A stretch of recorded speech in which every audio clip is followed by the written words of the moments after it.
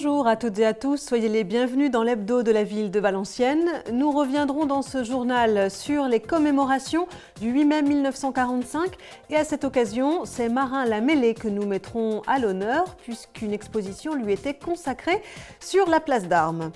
Nous terminerons avec des images des animations pour enfants et adolescents proposées par la ville de Valenciennes samedi dernier. Mais d'abord, en ce 8 mai 1945, toutes les villes de France ont célébré la fin de la Seconde Guerre mondiale. À Valenciennes, la matinée a été consacrée au dépôt de gerbes sur les monuments aux morts de la ville en présence de l'harmonie municipale, du conseil municipal et du sous-préfet. Une minute de silence a été respectée à chaque fois. D'abord, le monument britannique du cimetière Saint-Roch avec le traditionnel God Save the Queen, puis le monument des Valenciennois a été dévoilé au cimetière Saint-Roch, puis le cortège s'est rendu au monument des Douanes et sur la stèle de Saint-Va où la fanfare locale avait répondu à l'appel. Et enfin, c'est à la maison natale de Marin Lamellé, rue des Anges, que le cortège s'est recueilli avant de se rendre devant le monument aux morts pour la France, où le sous-préfet a lu le message du ministre des Anciens Combattants. L'harmonie municipale, porte-drapeau, pompiers, militaires sans armes, personnel des douanes en tenue, officiels et invités ont ensuite défilé jusqu'à la place d'Armes. La place d'Armes, où une exposition mémorielle était donc consacrée à Marin Lamellé. Illustre figure valenciennoise, le commandant Marin Lamellé a été abattu lors de la Seconde Guerre mondiale le 4 février 1945 en voulant secourir son adjoint, lui-même abattu.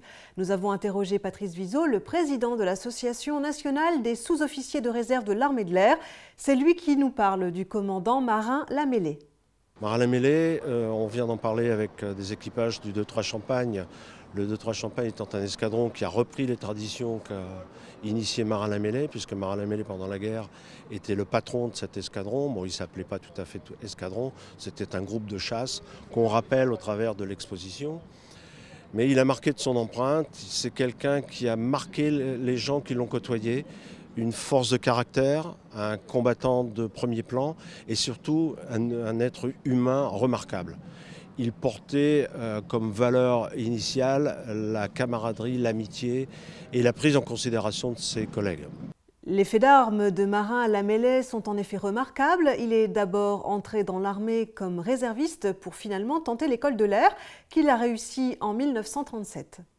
Quand le conflit a démarré en début 40, il était commandant adjoint d'un escadron.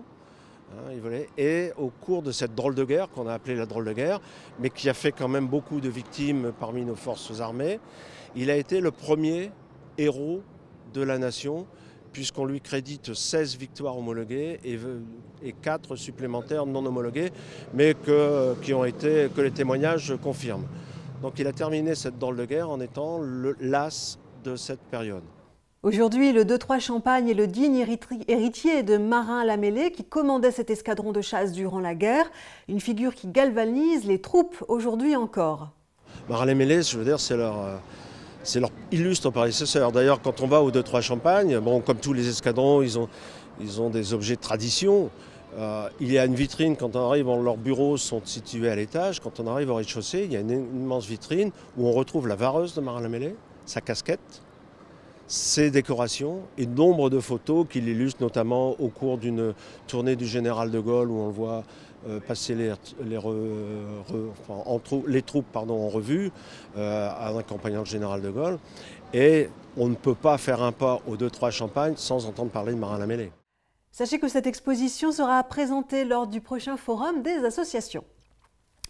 Samedi après-midi, c'était la fête des enfants et des ados sur la place d'Armes. À ce titre, diverses activités de plein air leur étaient proposées.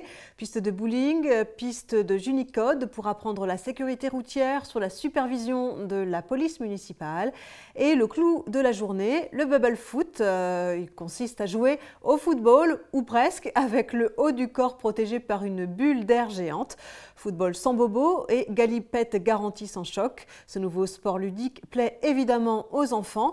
Niveau règles, c'est assez simple. Il faut mettre le plus de buts en 10 minutes. Un après-midi très réussi avec la participation évidemment des incontournables Toons du Temple. Et comme chaque semaine, voici quelques idées de sortie. Jeudi 14 mai aura lieu le concours national des animaux de race à viande organisé par la Fédération nationale des concours d'animaux de boucherie. Elle propose chaque année une trentaine de concours d'animaux de haute qualité.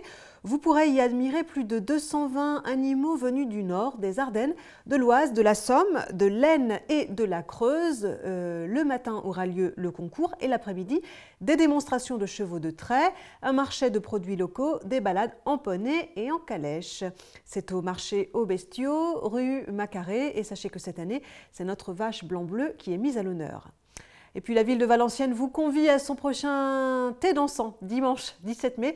Sachez que la formule de transport a changé. Les bus passeront désormais dans chaque quartier. Ils sont gratuits et à la disposition des personnes inscrites sur réservation au 03 27 22 46 66. C'est la fin de ce journal. Merci de nous avoir suivis. À la semaine prochaine.